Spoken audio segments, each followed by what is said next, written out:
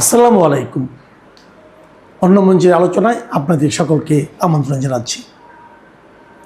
প্রিয় দর্শক, আজ আমাদের সঙ্গে আমন্ত্রিত অতিথি হিসেবে আছেন। নমস্কার, আমি তরুণ ঘোষ। খলিলুর রহমান তো শেষ পর্যন্ত এসে পৌঁছালেন কালকে। অজিত দোভালের সঙ্গে তার নৈশভোজও হয়েছে, সে খবরও আমাদের কাগজে বেরিয়েছে। এবং হাসি ঠাট্টা উষ্ণ পরিবেশে কিন্তু কথাবার্তা হয়েছে। এখন সব গোলাপ ফুল আপনারা দেখবেন তার কাঁটা থাকে। ওই হাসি ঠাট্টা পরিবেশের মধ্যে নৈশভোজ করতে করতে যে কথাগুলো খলিলুর রহমানকে অজিত দোভাল বলেছেন, তার কোনোটারই তো সন্তোষজনক উত্তর খলিলুর রহমান দিতে পারেননি। খলিলুর রহমানের ইতস্ততা বোধ দেখে তখন অজিত দোভাল বলেন যে থাক, এই প্রশ্নের উত্তর আমায় দিতে হবে না, প্রশ্নের উত্তরগুলো আপনি জমা করে রাখুন, কাল যখন বিদেশমন্ত্রীর সঙ্গে আপনার বৈঠক হবে তখন জবাবটা ঠিক করে নেবেন বলে আবার হাসি ঠাট্টা হয়। এখন আমি বলেছিলাম যে দুজনের মধ্যে নৈশভোজ হবে, কিন্তু পরবর্তীকালে রাত্রিবেলা আমি জানতে পারি সেখানে সমস্ত আমাদের সেন্ট্রাল এজেন্সি চিফ যারা আছে তারাও ওই নৈশভোজে আমন্ত্রিত ছিলেন। আপনাদেরকে হুমায়ুন যে ছিলেন, গেছিলেন, বিশেষ উপদেষ্টা নাকি নিরাপত্তা উপদেষ্টা, তিনিও গেছিলেন।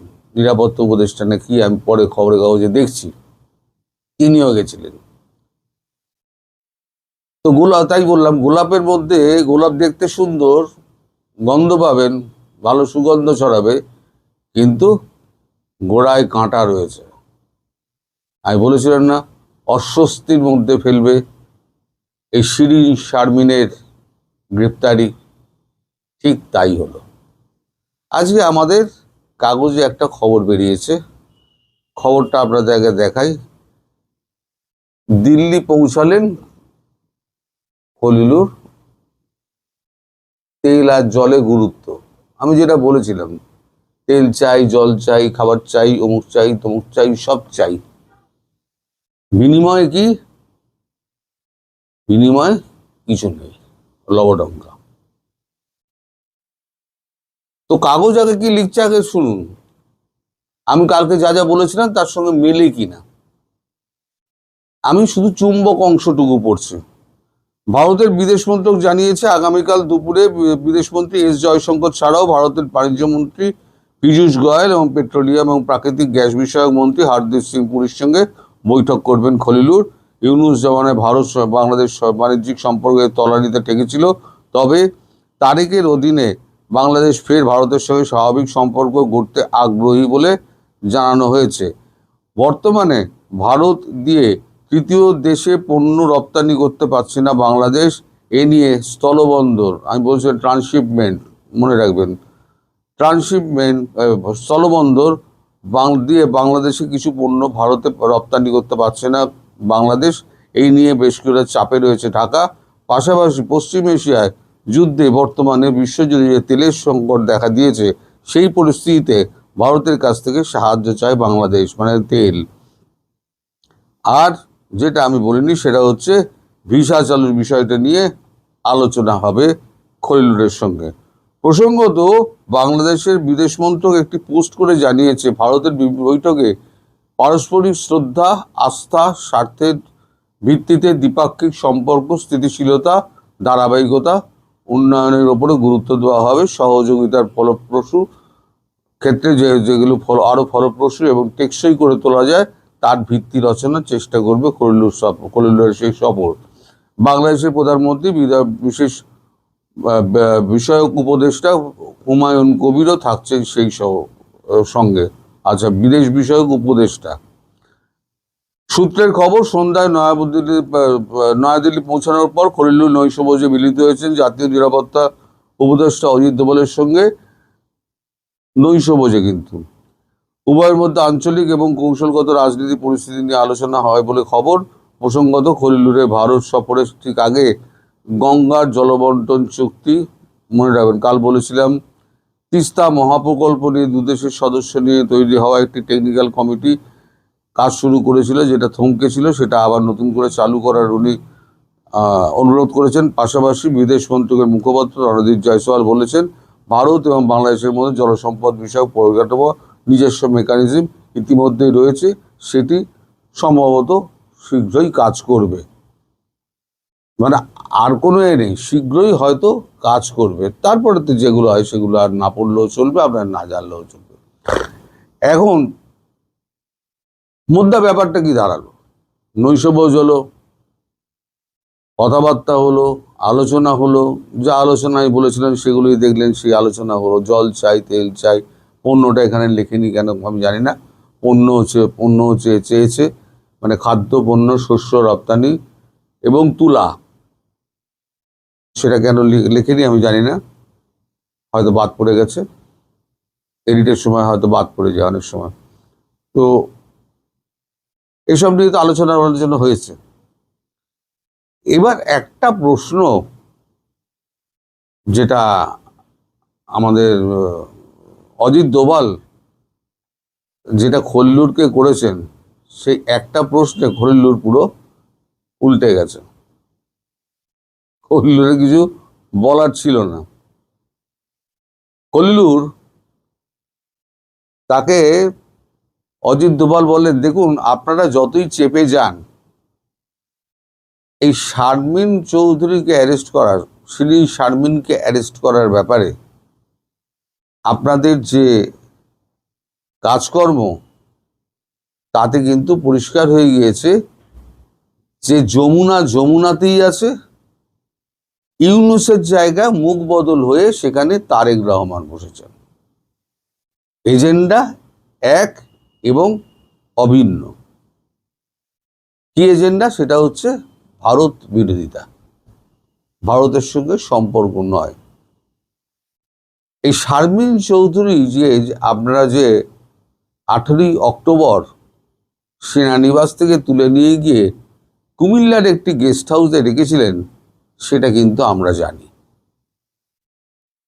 যদি আপনাদের সৎ উদ্দেশ্য থাকতো, তাহলে পরে আপনারা কি করতেন? সরকার গঠনের পর তাকে ছাড়িয়ে দিয়ে, তাকে আদালত থেকে তাকে জামিন করিয়ে তাকে ছেড়ে দিতে পারতেন। ওই মহিলা কিন্তু স্পিকার, তিনি কোনো স্পিকার যেরাম, তিনি কোনো মানে সুপারিশ করতে পারেন না, তিনি কোনো আদেশও করতে পারেন না। আপনাদের সংবিধান আমার পড়া আছে, আমার দেশের সংবিধানও পড়া আছে, সব দেশের সংবিধান মোটামুটি আমার পড়া আছে। আমি বলছি না আপনাকে এখন উত্তর দিতে, মানে উনি যা বলেছেন আমি বলছি না আপনাকে এখনই উত্তর দিতে। তারপর বলে একে একে সবাইকে জিজ্ঞেস করেন, এনআইএ থেকে শুরু করে সেন্ট্রাল আইবি পর্যন্ত যারা যারা কর্তারা ছিলেন, আপনারা বলুন কে কি জানেন বাংলাদেশ সম্পর্কে, সব এক এক করে মুখ খুলতে শুরু করে দেন। এটা 10 মিনিট চলার পর মানে তখন মানে আন্তরিকতা বজায় আছে, কিন্তু বললাম না কাঁটাটা হাসতে হাসতে কথা হচ্ছে, কিন্তু কাঁটাটা কিন্তু বিঁধছে খলিলুরের বুকে। যে তাহলে পরে আপনারা বলুন যে ভারত কেবল দিয়ে যাবে, যে প্রশ্ন আমি গতকালকে করেছিলাম, যে ভারত কেবল দিয়ে যাবে, ভারতের চাওয়া কি ছিল? ভারতের চাওয়া ছিল দুটো সিম্পল, টাকা নয়, পয়সা নয়, কিছু নয়।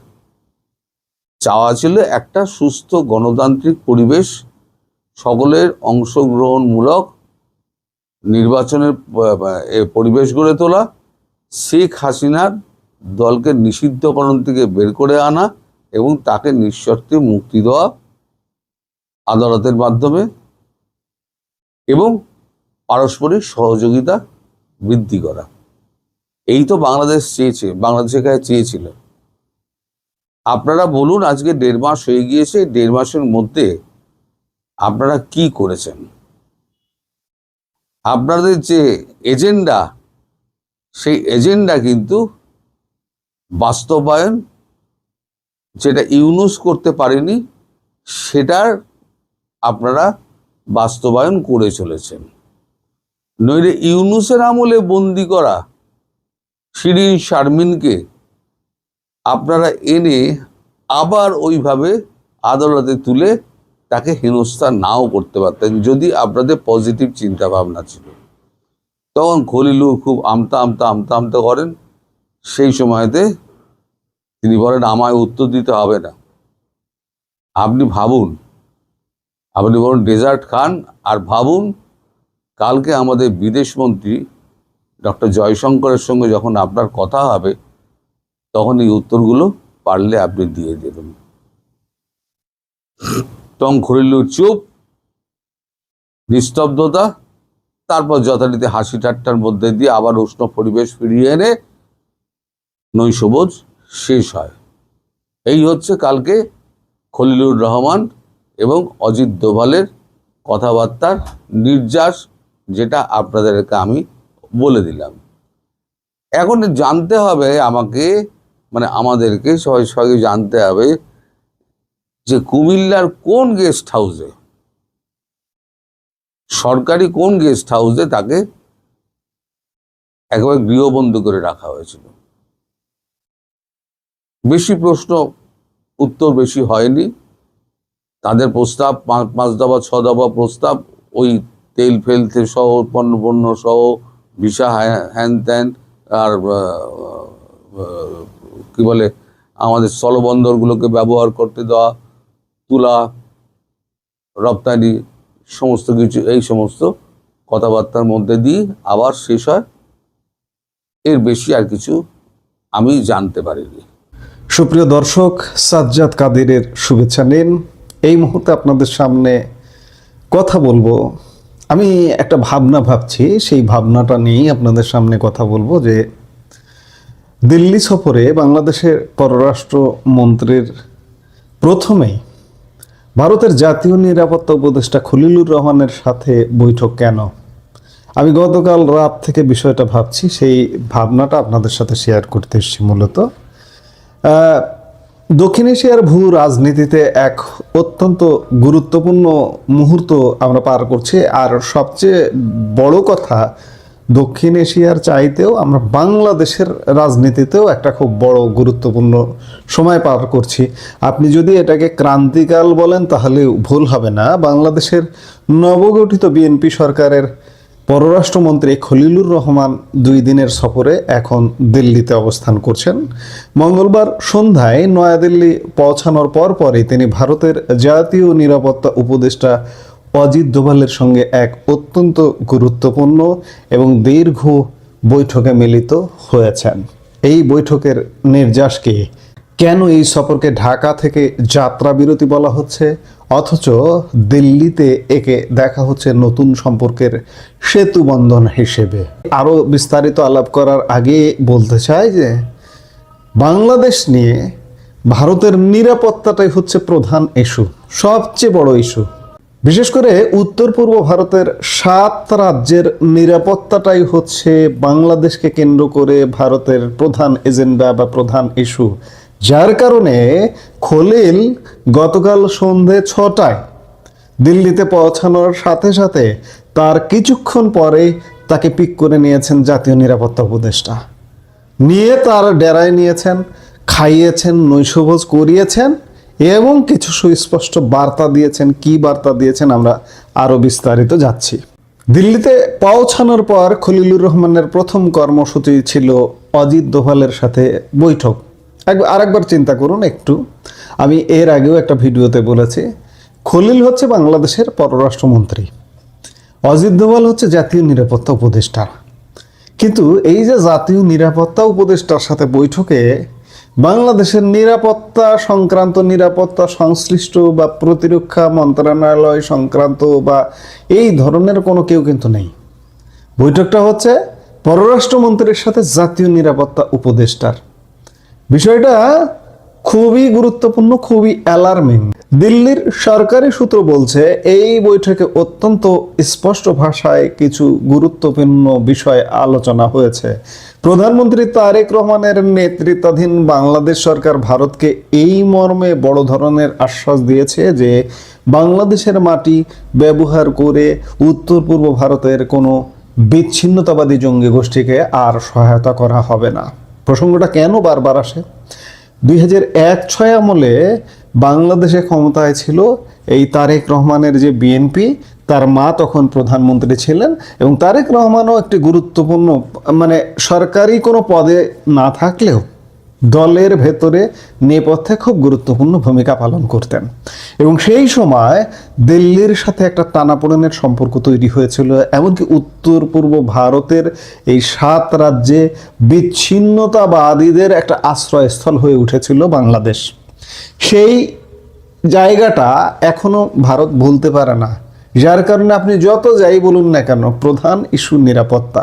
এই জন্যই নিরাপত্তা উপদেষ্টার সাথে প্রথম বৈঠক। বাংলাদেশ ইতিমধ্যে আশ্বাস দিয়েছে যে বিচ্ছিন্নতাবাদীদের আশ্রয় দেবে না। শুধু তাই নয়, প্রতিবেশী দেশে ইসলামী জঙ্গিবাদের নাশকতা ঠেকাতেও ঢাকা কঠোর ব্যবস্থা নেওয়ার প্রতিশ্রুতি দিয়েছে। খলিল সাহেব অজিত দোভালকে এই ধরনের কড়া প্রতিশ্রুতি দিয়েছে। মজার বিষয় হলো, সম্প্রতি ভারতে গ্রেপ্তার হওয়া বেশ কিছু পাকিস্তানি জঙ্গিকে জেরা করে জানা গেছে তারা বাংলাদেশকে ট্রানজিট বা ভিত্তি হিসেবে ব্যবহার করে নাশকতার জাল বুনছিল। ভারত এই সংক্রান্ত সমস্ত ইনপুট বা গোয়েন্দা তথ্য খলিলুর রহমানের হাতে তুলে দিয়েছে। অর্থাৎ নিরাপত্তার ইস্যুতে দুই দেশের মধ্যে গোয়েন্দা তথ্য আদান প্রদান এবং সহযোগিতার এক নতুন দিগন্ত উন্মোচিত হতে যাচ্ছে বলে মনে করা হচ্ছে। আপনারা হয়তো জানেন, ডক্টর মোহাম্মদ ইউনূসের অন্তর্বর্তীকালীন সরকারে খলিলুর রহমান যখন জাতীয় নিরাপত্তা উপদেষ্টার দায়িত্বে ছিলেন, তখন থেকে অজিত দোভালের সঙ্গে তার একটি ব্যক্তিগত ও পেশাদার সম্পর্ক তৈরি হয়েছিল। থাইল্যান্ডে প্রথম তাদের দেখা হয়েছিল। এরপরে খলিলুর রহমান দিল্লি সফর করেছিলেন, যার কারণে অজিত দোভালের সাথে একটা পূর্ব পরিচয় বা পূর্ব সম্পর্ক রয়ে গেছে। বর্তমানে খলিলুর রহমান যখন বাংলাদেশের পররাষ্ট্রমন্ত্রী, তখন সেই পুরনো যোগাযোগকে কাজে লাগিয়ে দুই দেশের অমীমাংসিত সমস্যা সমাধানের চেষ্টা চলছে। মঙ্গলবার সন্ধে 6টার কিছুক্ষণ আগে খলিলুর রহমান দিল্লিতে নামেন। তার সাথে রয়েছেন প্রধানমন্ত্রীর বিদেশ বিষয়ক উপদেষ্টা হুমায়ুন কবির। দিল্লিতে পৌঁছানোর পরই দোভালের আমন্ত্রণে এক বিশেষ নৈশভোজে অংশ নেন তারা। কূটনৈতিক বিশ্লেষকরা বলছেন, এই নৈশভোজ কেবল সৌজন্য নয়, বরং সম্পর্কের বরফ গলানোর এক বড় মাধ্যম। এই বৈঠকে পদ্মাপাড়ের হিন্দু সম্প্রদায়ের ওপর নির্যাতন এবং নির্বাচনকালীন অস্থিরতা নিয়েও আলোচনা হয়েছে। খলিলুর রহমান ভারতকে আশ্বস্ত করেছেন যে বিএনপি সরকারের আমলে আগের মতো সংখ্যালঘু নির্যাতনের পুনরাবৃত্তি ঘটবে না। আজ বুধবারও অত্যন্ত ব্যস্ত সময় পার করছেন খলিলুর রহমান। ভারতের বিদেশমন্ত্রী এস জয়শঙ্কর, শিল্প ও বাণিজ্য মন্ত্রী পীযূষ গোয়েল এবং পেট্রোলিয়াম মন্ত্রী হরদীপ সিং পুরীর সঙ্গে তার পৃথক পৃথক বৈঠক, ইতিমধ্যে দু একটা বৈঠক হয়েও গেছে। এই বৈঠকগুলোর মূল এজেন্ডায় থাকতে পারে গঙ্গা ও তিস্তার বহুল আলোচিত জল বন্টন চুক্তি। দীর্ঘদিন ধরে ঝুলে থাকা এই সমস্যা নিয়ে নতুন সরকারের অবস্থান এবং ভারতের সদিচ্ছা দুই দেশই যাচাই করে নিতে চায়। এছাড়া জ্বালানি নিরাপত্তা ও বাণিজ্যিক ভারসাম্য নিয়েও ফলপ্রসূ আলোচনার প্রত্যাশা করা হচ্ছে। এই সফরের সবচেয়ে কৌতূহলোদ্দীপক অংশ হলো আগামীকালকের পরিকল্পনা। আগামীকাল ভারতের বিদেশমন্ত্রী এস জয়শঙ্কর এবং বাংলাদেশের বিদেশমন্ত্রী খলিলুর রহমান একই বিমানে ভারত মহাসাগর সম্মেলনে যোগ দিতে মরিশাস যাবেন। তবে এই সফর নিয়ে একটি বিষয় খুব লক্ষণীয়, সেটি হচ্ছে বাংলাদেশের পররাষ্ট্র মন্ত্রণালয় এই সফরকে বলছে একটি যাত্রা বিরতি। অর্থাৎ ঢাকা বোঝাতে চাইছে তাদের মূল গন্তব্য মরিশাস। দিল্লি সফরটি কেবল পথিমধ্যে একটি বিরতি। কূটনৈতিক মহলের একটি অংশ মনে করছে তারেক রহমান সরকার ভারতের সাথে দ্রুত সম্পর্ক গড়তে চাইলেও ঘরে এবং বাইরে কিছু ভারসাম্য রক্ষা করছেন। একদিকে চীন, পাকিস্তান এবং মার্কিন যুক্তরাষ্ট্রের সাথে দর কষাকষি, অন্যদিকে দেশের অভ্যন্তরে জামাতে ইসলামী বা এনসিপির মতো দলগুলোর ভারত বিরোধী মনোভাব, সব মিলিয়ে তারেক রহমান হয়তো এখনই খুব ঘনিষ্ঠ কোনো ইমেজ দিতে চাইছেন না। বিশ্লেষকরা বলছেন, দিল্লি যেখানে খুব দ্রুততার সাথে নতুন সরকারের সাথে সখ্যতা গড়তে চাইছে, ঢাকার তরফে ততটা আন্তরিক প্রত্যুত্তর কি মিলছে? অনেকে একে ভারতের ব্যাকুলতা হিসেবেও দেখছেন, কারণ খালেদা জিয়ার মৃত্যুর পর শোক জানাতে জয়শঙ্করের ঢাকা সফর কিংবা তারেক রহমানের শপথ অনুষ্ঠানে ওম বিড়লার মতো ব্যক্তির উপস্থিতি ভারত বারবার বন্ধুত্বের বার্তা দিয়েছে। বাংলাদেশের পররাষ্ট্র মন্ত্রণালয়ের বিবৃতিতে পারস্পরিক শ্রদ্ধা, আস্থা এবং স্বার্থের ভিত্তিতে সম্পর্কের স্থিতিশীলতার ওপর জোর দেওয়া হয়েছে। কিন্তু পর্দার আড়ালে বিএনপি সরকারের ভেতরের একাংশের ভারত বিরোধিতা এবং আঞ্চলিক রাজনৈতিক মেরুকরণ এই সফরকে কিছুটা সতর্ক অবস্থানে রেখেছে। তা সত্ত্বেও 10-12 এপ্রিলের মরিশাস সম্মেলন এবং এই দিল্লি সফর যে দুই দেশের সহযোগিতার ক্ষেত্রে একটি শক্তিশালী ভিত্তি রচনা করবে তাতে কোনো সন্দেহ নেই।